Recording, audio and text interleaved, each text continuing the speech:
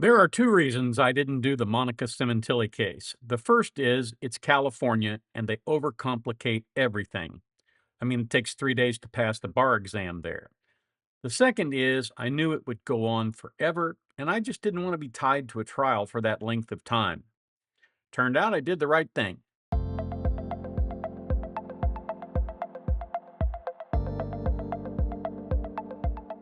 Hi, Tony DeWitt here. I'm a Missouri appellate attorney, retired, and I bring you a fresh perspective on the law without offering any legal advice.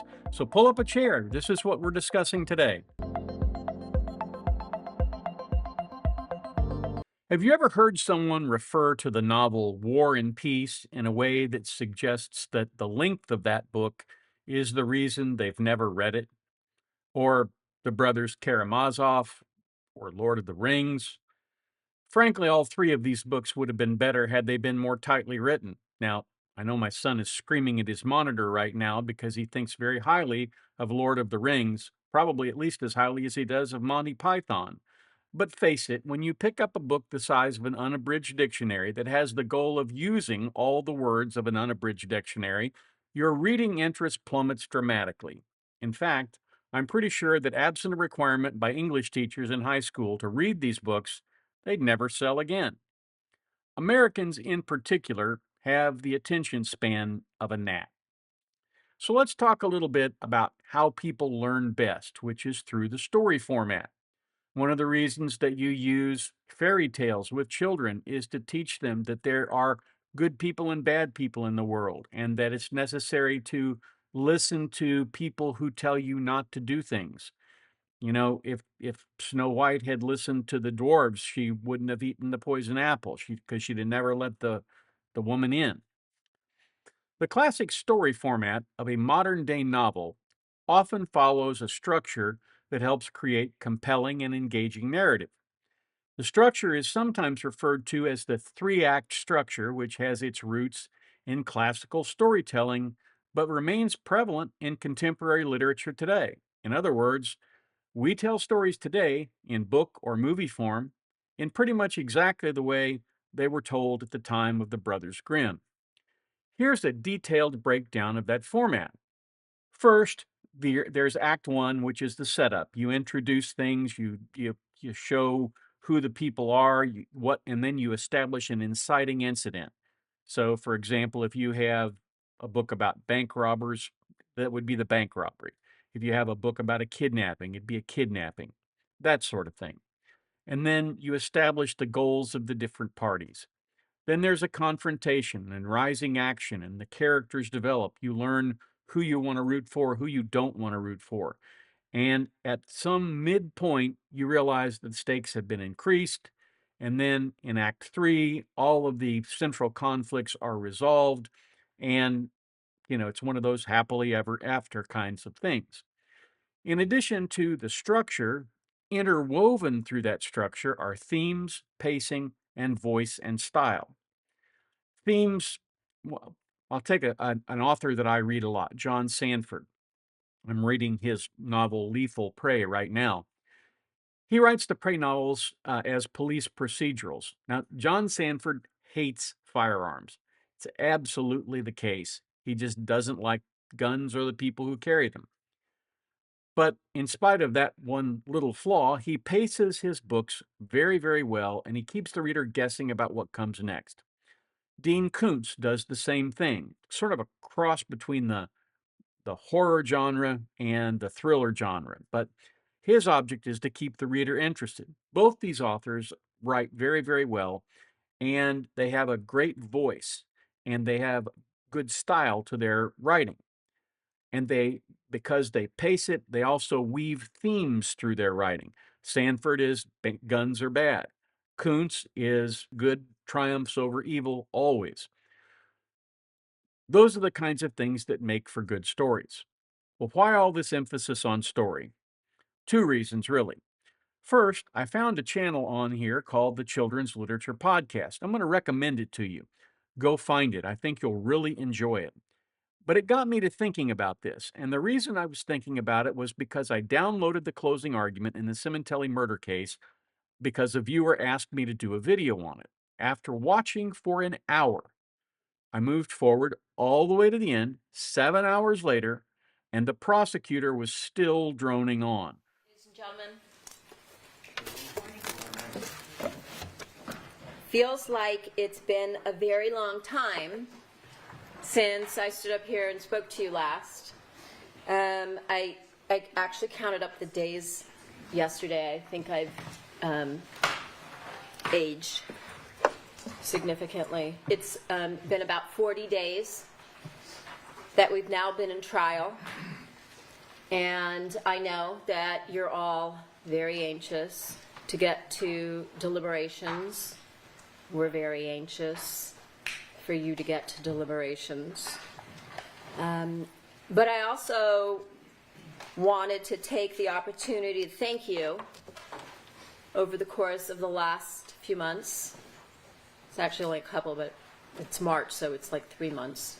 So I'm going to count it that way, because we started in January, and if you recall, when we started, it was around the time of the 8th anniversary of Fabio Sementili's murder. And we've come far since that date when we started an opening statement, and if you recall, I told you from the beginning that the evidence in this case is enormous.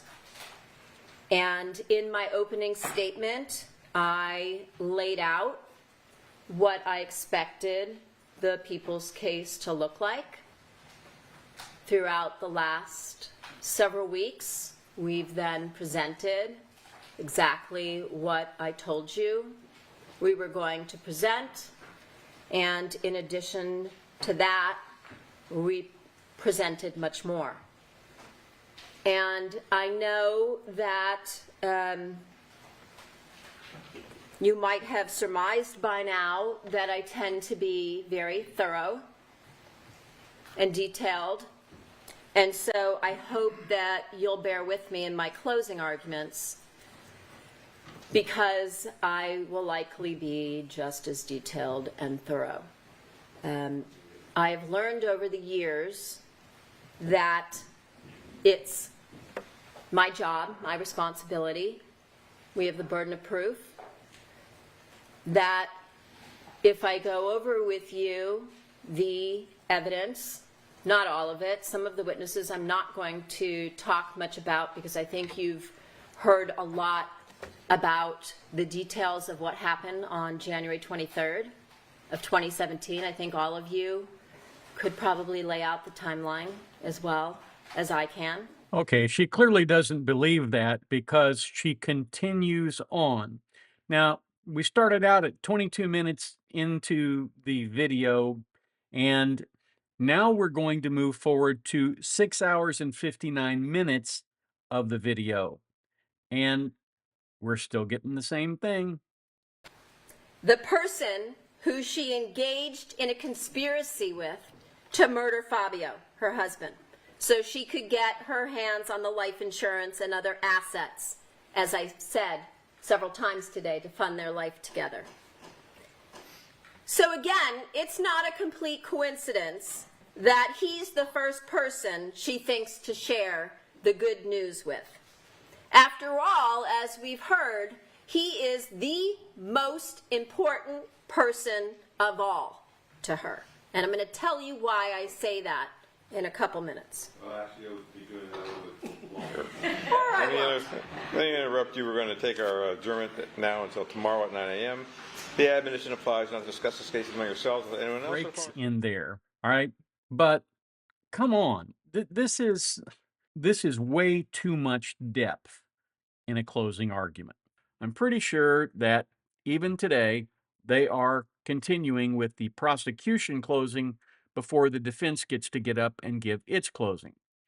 It reminded me of a quote my editor used to use when he was criticizing my work. He said, I could have written less if I had more time, meaning, of course, that bulk doesn't necessarily convey facts better than brevity, because, as we all know, brevity is the soul of wit. If you can say it in 10 words, you should say it in 10 words, not 150 words. And that's true even if you're J.R.R.R.R.R.R.R.R. Tolkien or whatever his name is. Jurors sat for a 7-hour day, and all they heard was the prosecution.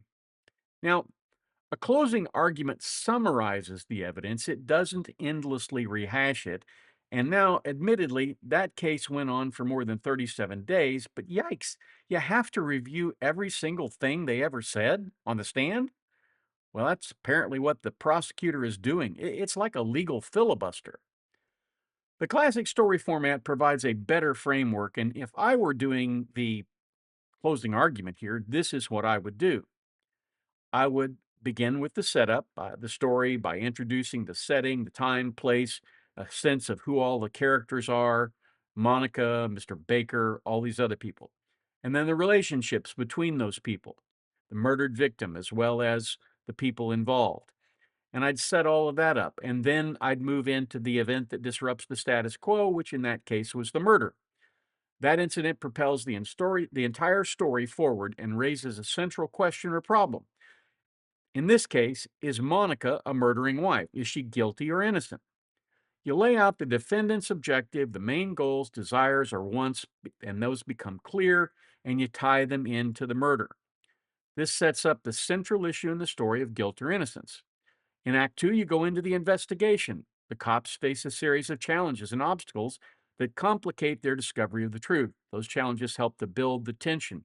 You go through all the things the cops did, telling the jury how they put this case together piece by piece. But you do that with the aim of showing the jury that the defendant is guilty, not telling them that. Then there's a turning point. The cops have enough evidence to arrest somebody. Somebody turns state witness, in this case, Mr. Baker. That's the turning point. And then you take on the issues raised by the defense, dismissing them out of hand by reminding the jury what the evidence is, and you move forward to resolution. You climax the story at its most intense point by demonstrating, again, showing, not telling, guilt or innocence. You then tie up loose ends and explore the consequences of guilt. You need to find this person guilty so that we can put her away in a box with bars for the rest of her life. That's the resolution. You ask the jury for a conviction. Throughout the closing, you would interweave these themes of greed and lust that have been put forth in all of the testimony, adding layers of meaning and prompting jurors to think about larger issues. Now, you have to do this in your own voice and your own style, but remember that jurors are not lawyers and you have to answer their questions. Like I said, a good closing summarizes. It starts thematically, you have to have a theme, you have to tie the evidence back to the theme. It was greed, it was lust. Whatever it is, you tell the jury what you'll be telling them. Then you go chronologically through the events of the case. In other words, not chronologically through the witnesses in the case, because usually the witnesses are out of order of the actual events of the case. Over 38 days of testimony, the jurors heard from 44 state witnesses and 13 defense witnesses. But instead of doing it that way, that's not what they did. Here is a little piece of some of that closing. Let's watch. But what I did not mention, and you can see it here in the slide, not only does the defendant send that email to Robert Baker, but if you recall the testimony of Officer Curtis Davis, she then engages in more consciousness of guilt evidence, because what does she do? She deletes the email that she sends to Baker. So again, they're constantly using various forms of communication that they then destroy. Similar to what we're going to talk about when we get to post-arrest conduct within the jail and the extensive evidence that was brought out by Detective Mitzi Roberts with respect to using various schemes to communicate, again, secretly and destroying that evidence. She also, we know, had to have shared the location of that DVR, and I'm going to get into the evidence that proves that, because as you also heard, it was, I think it was Detective Gable testified that Baker was 5'7", and you saw the height of that cabinet just outside the door leading from the kitchen into the garage on the left. So if you were going in from the garage, it'd be on your right. and that you have this cabinet that's about, I don't know, looks to be a person. You saw a picture of detectives there in the crime scene photos. It's clearly over 6 feet tall, and we'll talk about the description of the DVR box, that it's a slimline DVR box, the new DVR. And it's on top of this cabinet, and we'll talk a little bit about how it's, as Detective Gable said, it wasn't in plain view. Someone would have to point it out to you. And there was that moment of testimony where defense counsel, if you remember, Miss Delia Rivera Pacheco, when she came in to testify, who used to be the housekeeper for the cemeteries that came every 2 weeks, defense counsel tried to get her to say, oh yeah, Your Honor, that's improper. It's overruled. So let's talk about a couple of things. First of all, her voice. I hate to say it, but her voice really is like nails on a chalkboard. She has a high-pitched voice, and she has a nasal voice. And when you add those two together, although I'm sure she's not trying to do this, it sounds a lot like she's whining. And again, this is a prosecutor who probably has not been to training with regard to presentation. She probably has not been to training with regard to how to do a good closing argument. Because most of the time in prosecutorial offices, what you have is prosecutors who are trained on the job. Go to trial with George, see how he does it. That's a good way to do it. That's how you learn to become a prosecutor. It's how you learn how to examine witnesses. It isn't the best way. There are other things you can do to improve your skills, but the other thing that I noticed was her demeanor and her body language. She almost seems like she doesn't care. She's sort of leaning back on the lectern. You probably saw that. She's making hand motions that seem inappropriate to me. Now, you may have a different take on that. And if you do, that's fine. I'm happy for you to do that. But if I'm seeing that, then my guess is there's somebody on the jury who's feeling that way, and that's not good for the state's case. By the time you get to the end of this presentation, at the end of 7-hour day, this is a jury that is eager for this woman to sit down and be quiet. And what's funny about the end clip that I showed you earlier is the prosecutor says something at the end of her presentation here where she says she's going to get to something in a few minutes, and the judge interrupts her by making a joke. to her. And I'm going to tell you why I say that in a couple minutes. Well, actually, you'll be doing that a little bit longer. But you heard the courtroom laugh. Well, when the courtroom's laughing at you, that's not a good sign either. And of course, the judge jumps in and says, I think we'll adjourn the trial right now. And that was a good call because the lady's gone on way, way, way too long. Somebody should take her aside, hand her a book on story format, and teach her how to do a decent closing argument. That's what I have for you today. I hope you found it helpful, interesting, or maybe both.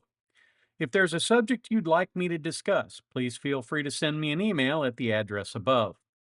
If you like what we do, please feel free to subscribe and come on back to the beach tomorrow. I release videos every weekday, weather and work permitting. If you have the opportunity today, do a kindness for your fellow man. It makes the world a better place, one kind act at a time. And now, YouTube has some suggestions for other videos of mine that you might like.